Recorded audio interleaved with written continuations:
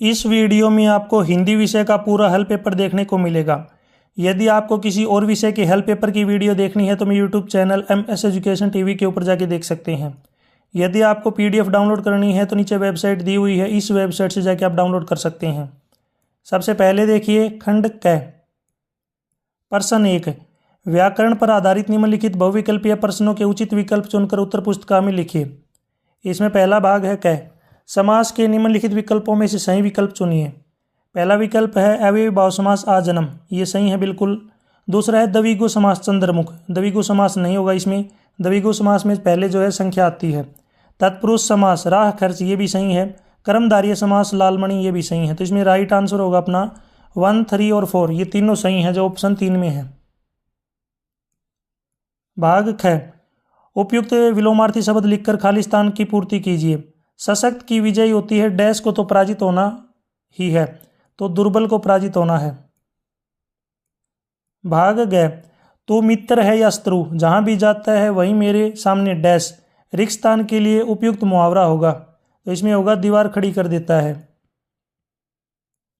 भाग ग, निम्नलिखित में से संकल्प शब्द का पर्यायवाची नहीं है, तो इसमें लक्ष्य, प्रतिज्ञा और प्रण, ये सभी तो संकल्प के पर्यायवाची होते हैं, लेकिन ये जो समग्र है ये शब्द इसका पर्यायवाची नहीं होता, तो इसमें अपना सही आंसर होगा सेकंड ऑप्शन।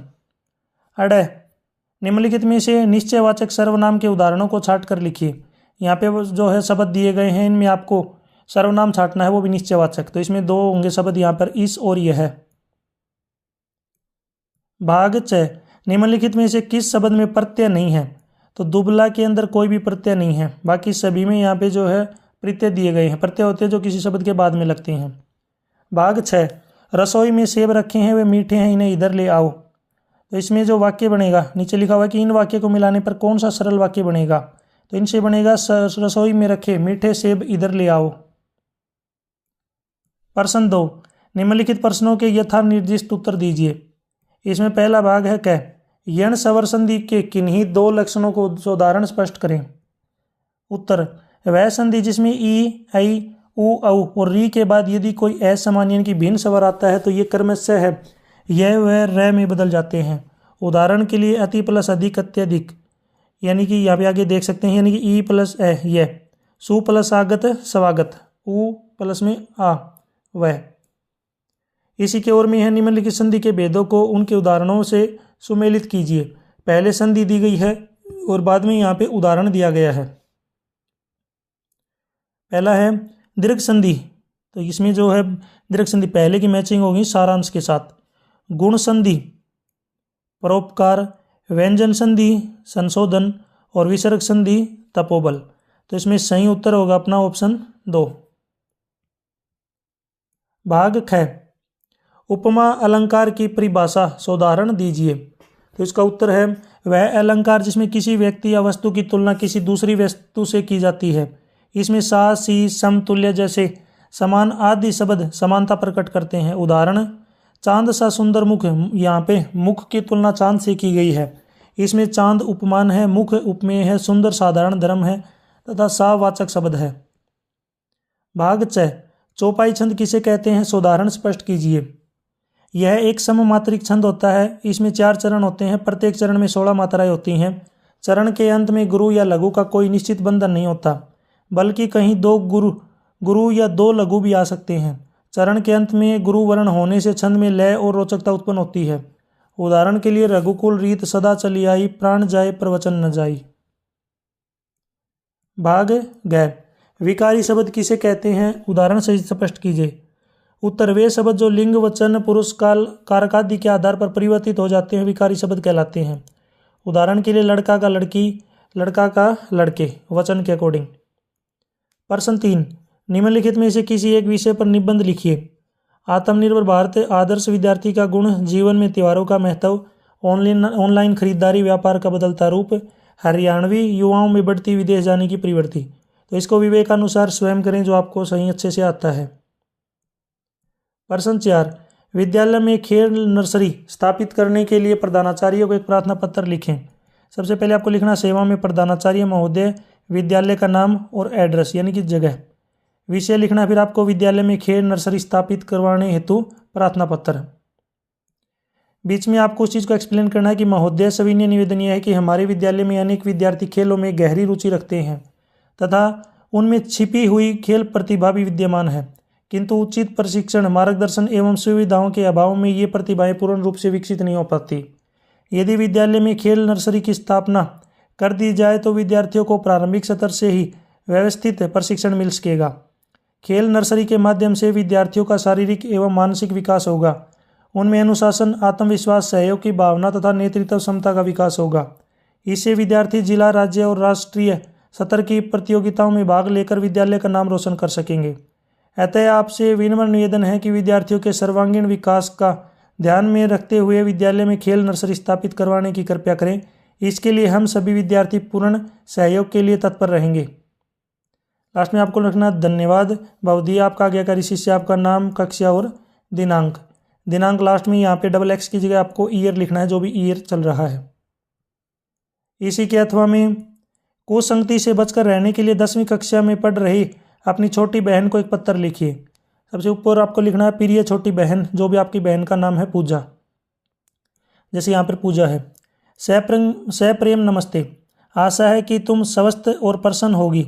मैं यहाँ कुशल हूँ। यह पत्र मैं तुम्हें एक बड़े भाई के नाते समझाने और मार्गदर्शन देने के उद्देश्य से लिख रहा हूँ। तुम इस समय 10वीं कक्षा में पढ़ रही हो, जो जीवन का एक अत्यंत महत्वपूर्ण चरण है। इस उम्र में संगति का प्रभाव बहुत गहरा पड़ता है। अच्छी संगति जहाँ व्यक्ति को सही मार्ग दिखाती है, वहीं कुसंगति जीवन को गलत दिशा में ले जा सकती है। कुछ मित्र पढ़ाई से दूर करने, अनुशासन तोड़ने या गलत आदतों की ओर आकर्षित कर सकते हैं। ऐसे लोगों से दूरी बनाकर रखना ही बुद्धिमानी है। तुम्हें चाहिए कि परिश्रमी, संस्कारी, लक्ष्य के प्रति सजग मित्रों के साथ चुने। समय का सही उपयोग करो, पढ़ाई पर ध्यान दो और अपने माता पिता व गुरुजनों की बातों का सम्मान करो। अच्छे विचारों या अच्छी संगति से ही उज्जवल भविष्य का निर्माण होगा। मुझे पूरा विश्वास है कि तुम मेरी बातों को समझोगी और कुसंगति से दूर रहकर अपने लक्ष्य की ओर अग्रसर रहोगी। मेरी शुभकामनाएं हमेशा तुम्हारे साथ हैं। जल्दी उत्तर देना। तुम्हारा भाई, आपका नाम है, और आपको लास्ट में दिनांक लिखना है।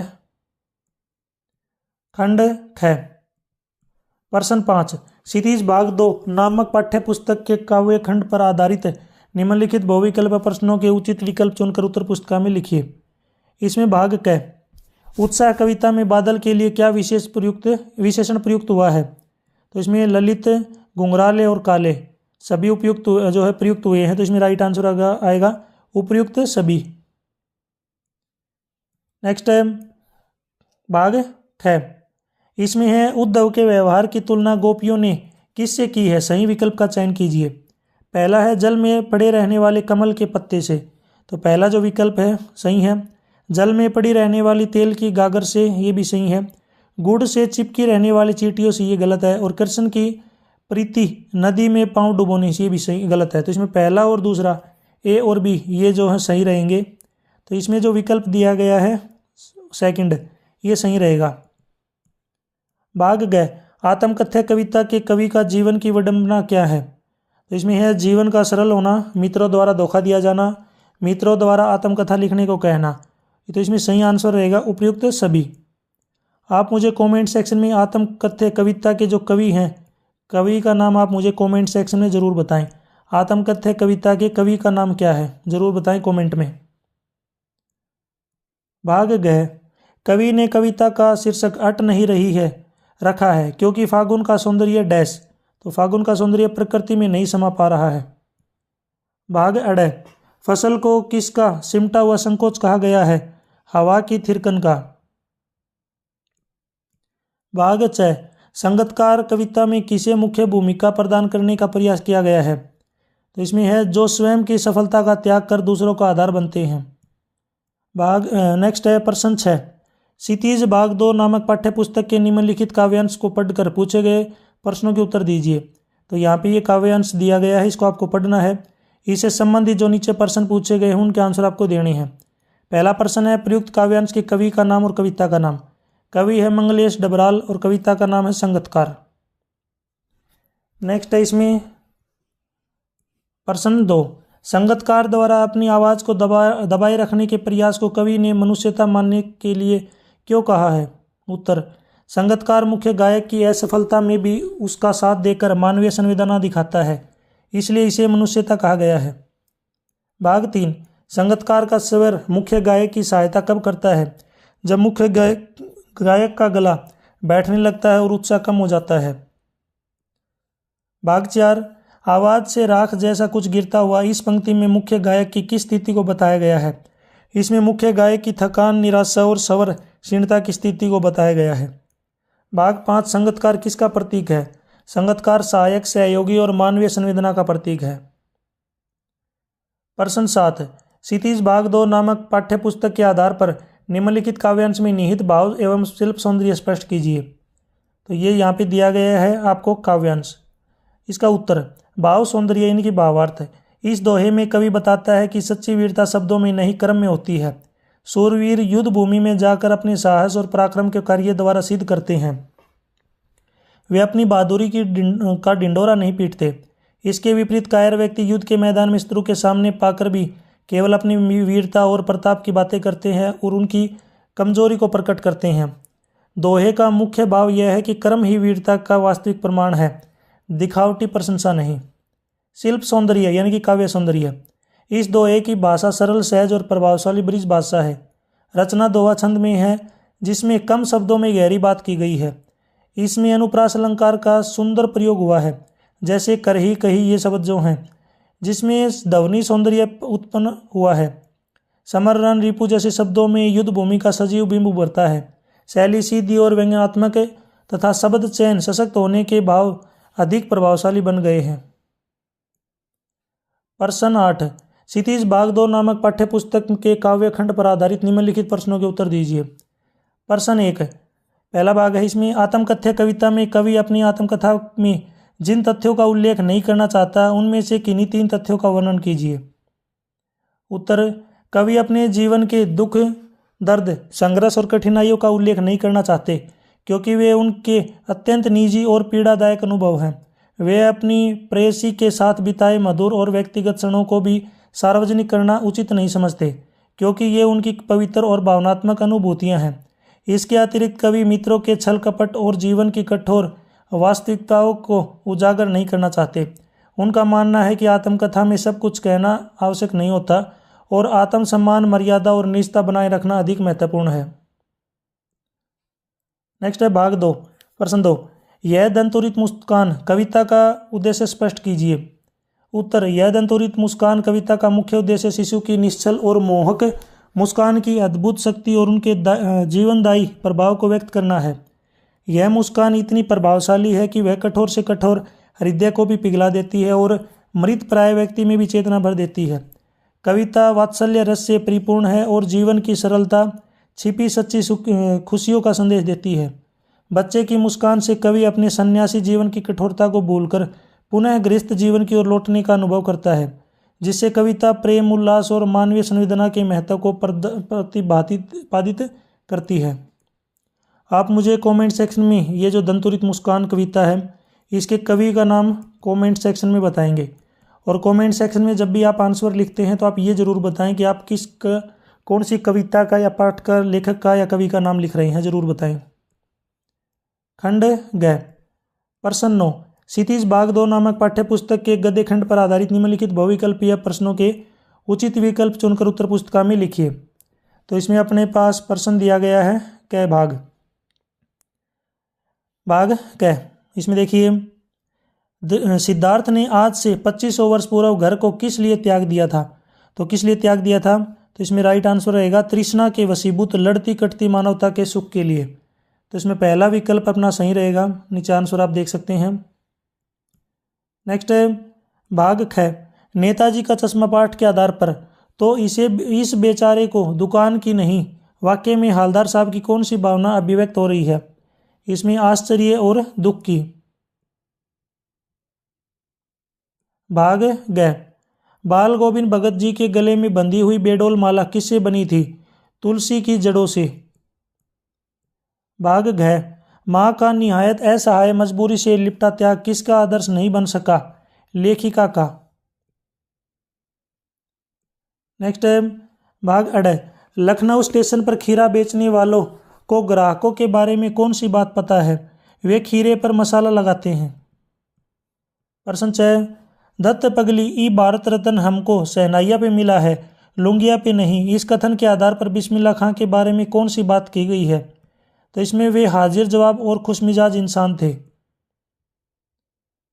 नेक्स्ट है प्रश्न 10।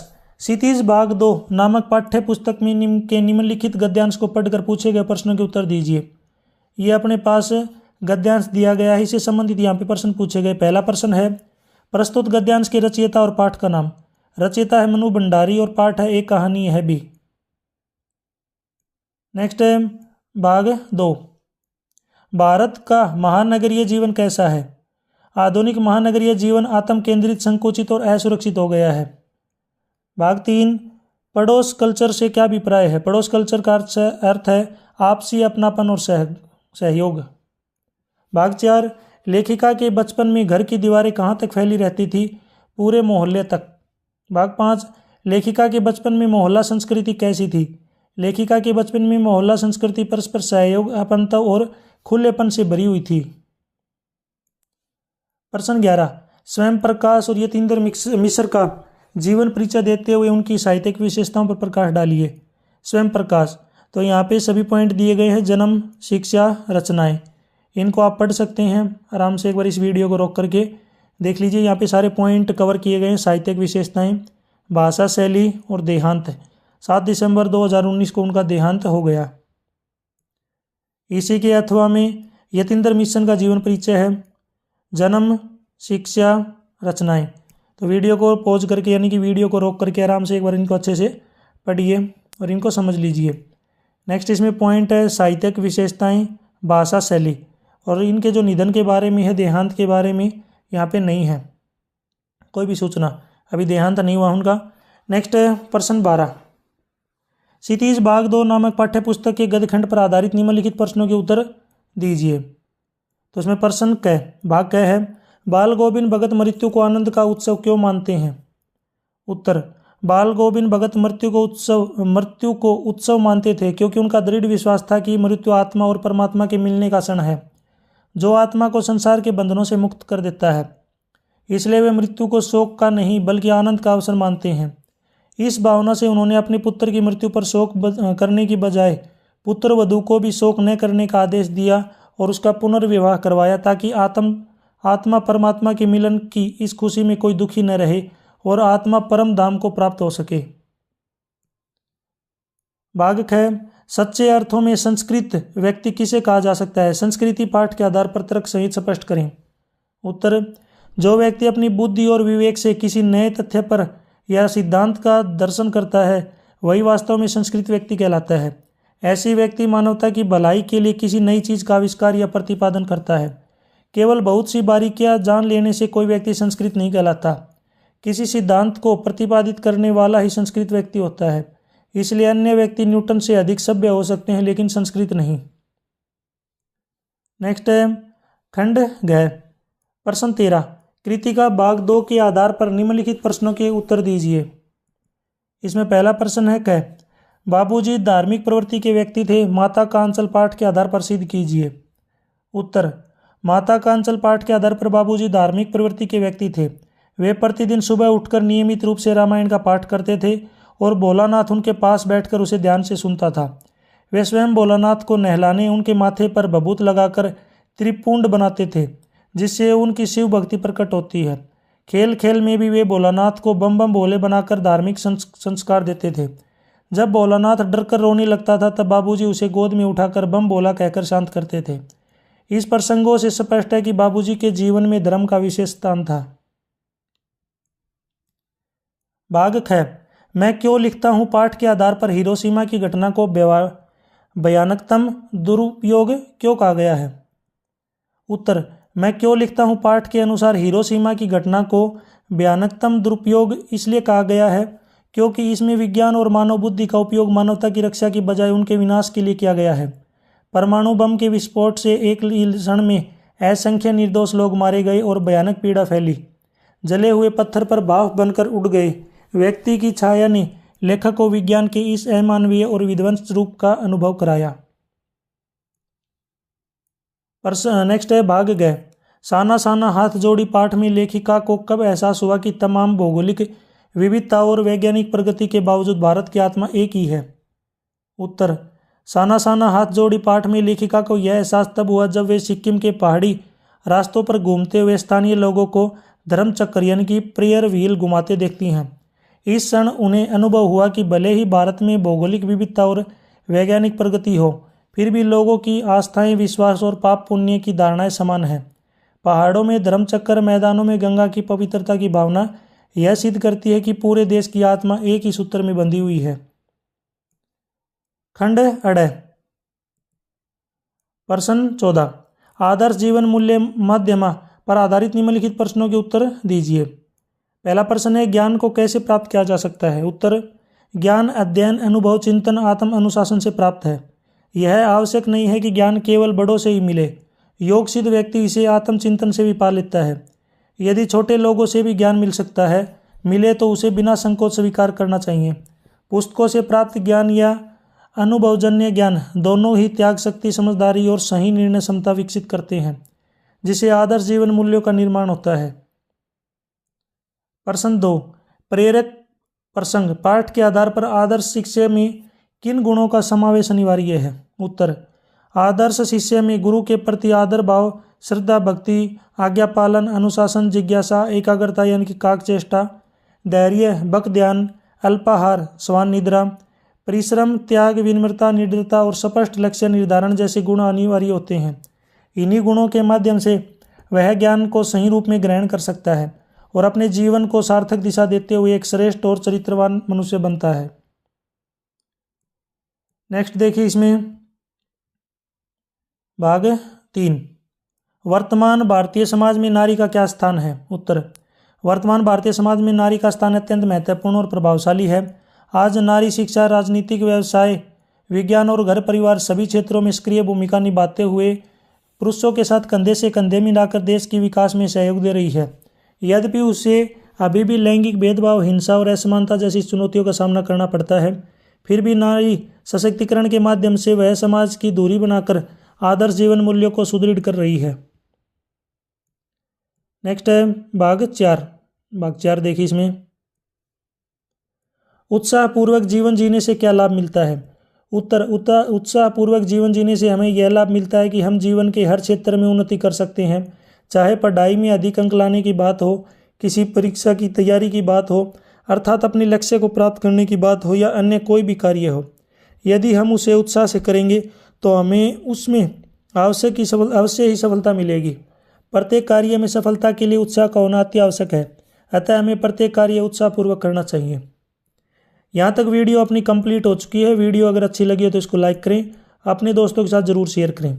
वीडियो के बीच में मैंने कुछ क्वेश्चन पूछे, अगर आपने वीडियो को ध्यान से देखा है तो उनके आंसर आप मुझे ज़रूर कमेंट सेक्शन में बताएं।